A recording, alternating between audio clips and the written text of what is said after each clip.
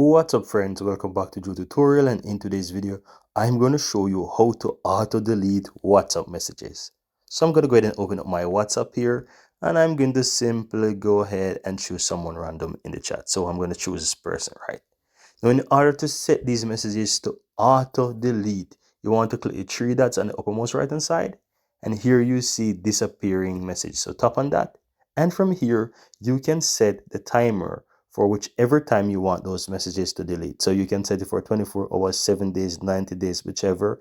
You can choose it, and that's all there is to it. So after, let's say, 24 hours, then these messages will be deleted. And as you can see at the bottom there, it shows. So whenever I speak with this person, whatever we discuss after 24 hours, that conversation will be deleted.